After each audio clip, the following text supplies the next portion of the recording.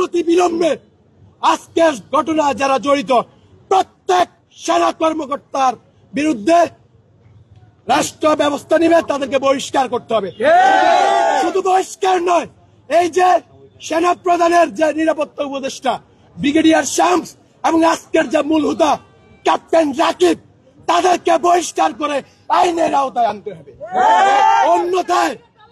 অন্যথায় কি করা লাগে আমরা করবো ইনশাআল্লাহ। ধন্যবাদ। আচ্ছা,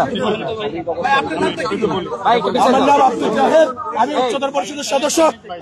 আপনারা দেখেন আজকে যা নূরের যে পাঞ্জাবিটা, আওয়ামী লীগ আমলেও আমাদের কুমার এইরকম নির্যাতন হয় নাই। দেখেন আপনারা। আচ্ছা মামুন এক মিনিট বলবে, এরপরে আমি বলে আসিফ স্যার আসতেছে, তিনি কথা বলবেন।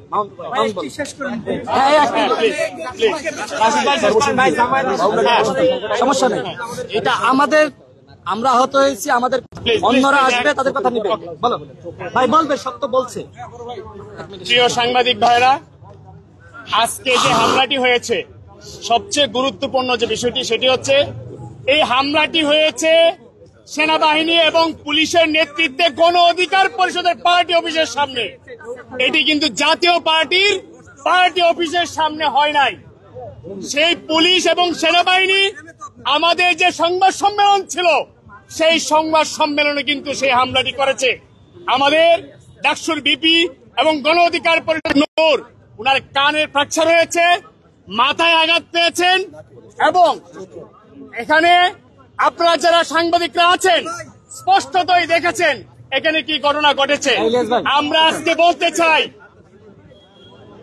সেনাপ্রধান ওয়াকার, আপনি কিন্তু শেখ হাসিনাকে মা ডেকে কিন্তু আপনি সেনাপ্রধান হয়েছিলেন। আপনার মা কিন্তু আজকে পলাতক, আর আপনি এই জুলাই গণ অভ্যুত্থানের সামনে নেতৃত্ব দিয়েছে গণ অধিকার পরিষদ। সেই গণ অধিকার পরিষদের উপর আপনার বাহিনী লেলিয়ে দিয়ে যে হামলা করিয়েছেন, আমরা কিন্তু সেনাবাহিনীকেও ছাড় দিব না। স্পষ্টত বলছি, আগামীকালকে গণ অধিকার পরিষদের প্রত্যেকটি ইউনিট, প্রত্যেক জেলা উপজেলায় দুপুর 12টায় বিক্ষোভ মিছিল করবে। এবং আমরা এও বলতে চাই, এর যদি আমরা সুষ্ঠু বিচার না পাই, তাহলে কিন্তু আমরা প্রধান উপদেষ্টার বাসভবন ঘেরাও করবো। ধন্যবাদ সবাইকে। আচ্ছা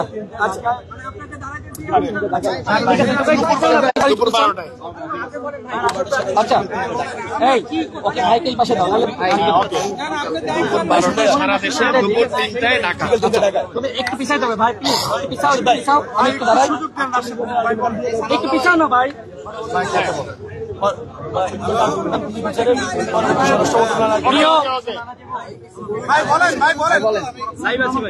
প্রিয় সাংবাদিক ভাইয়েরা, আপনারা একটু সাইলেন্ট হতে হবে, সবাই একটু থামেন।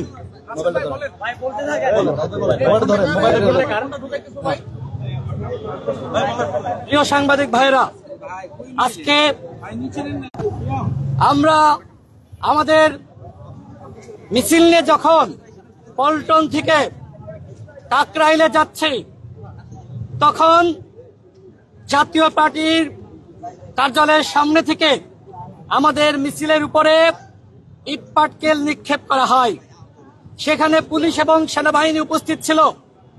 সেই হামলায় আমি নিজে আহত হয়েছি, আপনারা দেখতে পাচ্ছেন আমার আঙ্গুলে ফ্র্যাকচার হয়েছে।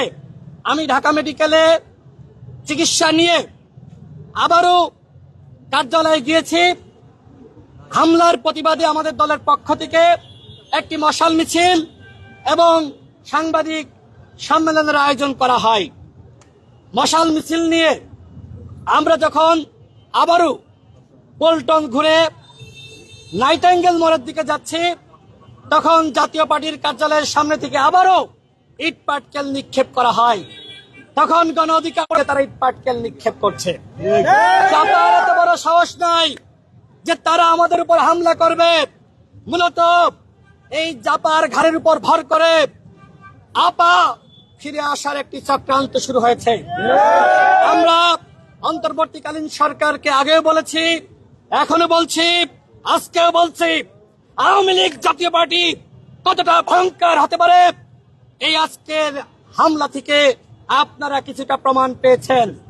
যখন আমরা রাত 9:30টায় প্রেস ব্রিফিং শুরু করতে যাচ্ছি, আমি কথা বলা শুরু করব, আমার মুখ থেকে সবেমাত্র শব্দ বের হচ্ছে, তখন সেনাবাহিনী পুলিশ অতর্কিতভাবে আমাদের উপরে হামলার শিকার হয়নি।